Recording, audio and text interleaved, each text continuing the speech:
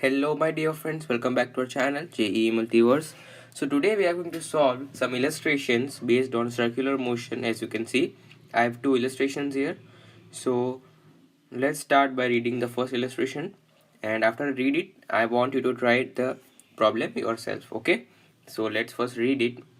A simple pendulum is constructed by attaching a bob of mass m to a string of length L fixed at its upper end. Okay, the bob oscillates in a vertical circle. It is found that the speed of the bob is v when the string makes an angle theta with the vertical. Determine the tangential acceleration of the sphere, tension in the cord, and magnitude of the net force on the bob at that instant. So this question is basically based on free body diagram, nothing else. So let an angle be theta with the vertical. Let the center be O. Let this be the string to which the bob is attached, and let this angle be theta when its speed is v. Okay, when its speed is v here. Okay, all right. So when we draw the free body diagram, tension will be acting here upwards, and of course mg will be acting downwards. So when we break the components, as you can see, this angle will also be theta, so this direction will come out to be mg cos theta component, and in this direction perpendicular to the string, the component will come out to be mg sin theta. Okay, so I'm just erasing this. Okay, so now tangential acceleration is only provided by this force right here, this mg sin theta. So we can write that F tangential, firstly F tangential is mg sin theta. Okay, because only that mg sin theta is the force that is providing tangential acceleration to this sphere. So tangential force is mg sin theta, and tangential force we can write m into acceleration of tangential acceleration. So it will be like something like this. So obviously tangential acceleration will come out to be how much? G sin theta. Alright, so first part is now solved. It was quite easy. Now second part, we just have to apply Newton's laws of motion. So we all know that when a particle moves in a circle, there is a centripetal force acting towards the center, okay, along the string. So when we write the Newton's laws of motion equation, we will write T minus mg cos theta is equal to m AC. Okay, we'll write something like this. And what is AC? AC we can write as v squared by L, v squared by R, or whatever the radius of this loop is. Okay, so it will be mv squared by L. If you don't know how AC comes out to be v squared by L, you can watch our previous videos on theory of circular motion. So from this equation, T comes out to be mg cos theta plus mv squared by L. Okay, so this was also quite easy, same. And we have to find the magnitude of the net force. So net force who will provide net force will come out to be in two places. It will be firstly F tangential will be providing the force, and F centripetal will be providing the force in that direction, where I'll show you the diagram, something like this. So F tangential here and F centripetal will act towards here. So net force will come out to be something like this. Okay, so what is F tangential? It is m into A tangential whole square plus F centripetal is m v squared by L. Alright, so we just have to simplify this. If we can simplify this, we know that AT is how much? We also know that here AT is G sin theta. So we can substitute that here. So it will be how much? M. We can take m common out of the under root. It will be G squared sin squared theta plus V power 4 by L squared. So this will be our F net at this instant. Okay, at this instant only, and it will obviously change as the bob moves ahead. Okay, so this was our first problem. Now let's do this question. This question is very interesting question. I want you to try this first yourselves. Okay, this is a quite innovative question, so let's read it first. A small block is supported by a turntable. The friction coefficient between the block and the surface is mu. Okay. If the turntable rotates at a constant angular speed omega, what can be the maximum angular speed for which the block does not slip? We are asking in the A part, it is asking that what can be the maximum omega so that and it is constant so that the block does not slip, that is does not move of the table, does not start to slip. Okay.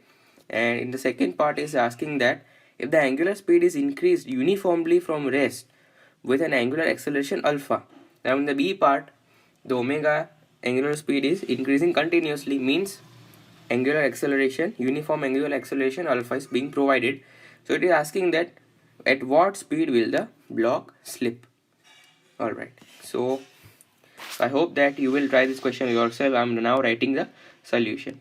So for A part, first we know that when I wait, this something like this, and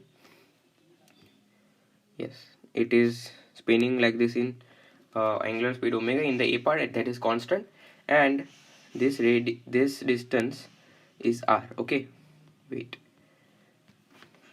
this distance is r. All right, so now when we look at the top view, so this is the top view. So now we find that the block is moving with a constant speed v at a distance r. Okay, at a distance r. So now to move in a circle like this, when we see the top view, the particle has a constant speed v. Okay, particle has a constant speed v, that is equal to how much? Omega into r. Okay, because it is at a distance r from the axis, so it is going at a constant speed v, and also it is moving in a circle when we see the top view. So to move in a circle, we all know that a particle must be provide an inward centripetal acceleration to move in a circular motion, because if there isn't centripetal acceleration, then the particle will not move in a circular motion. So we can write AC, that is inward acceleration, is equal to v squared by r.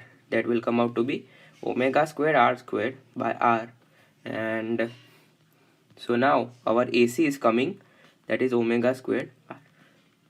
So now what will we do? That also the coefficient of friction between the block and the surface is mu. That means friction is there. So this friction itself is providing this centripetal acceleration. Can you understand this? There is friction acting like here. Okay, this friction is only responsible for providing centripetal acceleration, because no one else is providing that acceleration, because the only force acting here is our friction. So what can we write? That F net, that is MAC, will be equal to friction. Okay, so it will be m omega squared r and is equal to friction. Friction we can write as mu s into normal, okay, mu into normal.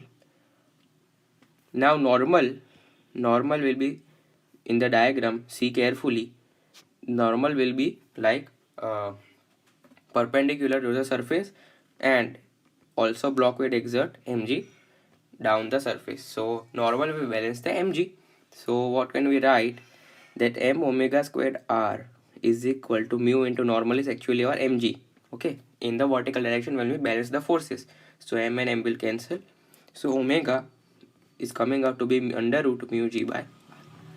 Alright friends, so this was the solution, and as no other force was acting on the block, friction was providing the centripetal acceleration on the block. Okay, so I hope that you can understand this question. And for the B part, when we draw the top view, wait, we'll just draw it. It is center and this is the block. Okay, wait, yes. So now the block is moving, let's say at some instant, with the velocity v. Okay, so now it has also some inward centripetal acceleration, okay, to move in a circle, but this time omega is not constant, it is increasing with an uniform angular acceleration alpha. So we all know that when uniform angular acceleration alpha comes, A tangential is equal to alpha r. Okay, I've derived this formula in the previous videos. You can see it, that A tangential comes out to be alpha r. So obviously in this direction A tangential must also be acting. So the F net, due to these two accelerations in upward problem, only AC was acting. There was no A tangential because the omega was constant. But in this question, omega is not constant because there is some uniform angular acceleration. Okay, so A net will come out to be in this direction, some A net like this. Okay, and friction will provide this A net acceleration because that it is the only force present. Okay, so you can understand my words. So what will I write? Same question, that F net is equal to friction. Okay, here also in upward problem F net was friction, and F net in upward problem was only m into AC, but this time F net will be how much? M into under root AC squared plus AT squared. Okay, because there are two perpendicular accelerations acting. Alright, I hope they can understand. And similarly, let some instant when speed is v, the angular speed be omega, so v will be omega into r, so AC will be v squared by r, that is equal to omega squared r. At some speed omega, of course omega will change, but at some instant let the angular speed be omega, so it will be how much?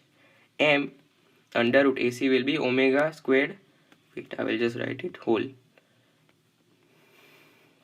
like this, plus ET squared is alpha r. Okay, so it will be something like this, is equal to friction. Now for friction we can add it as mu into normal. To find normal, I'll just draw one more diagram, and block is placed here, and normal, the surface will exert an opposite force normal because the block is exerting downward force mg, and there is no any other force in vertical direction, so normal will be equal to mg. So we can write that it is equal to mu into n. All right, clear? So now in the question it is asked that at what speed will the block slip, means we are asking the angular speed omega for which the block will slip. So we just have to find omega now. So omega power 4 r power 4 plus alpha squared r squared under root is equal to mu mg by m. So m and m will cancel, and it will be omega power 4 r power 4 plus alpha squared r squared, wait, yes, alpha squared r squared is equal to mu into g whole square.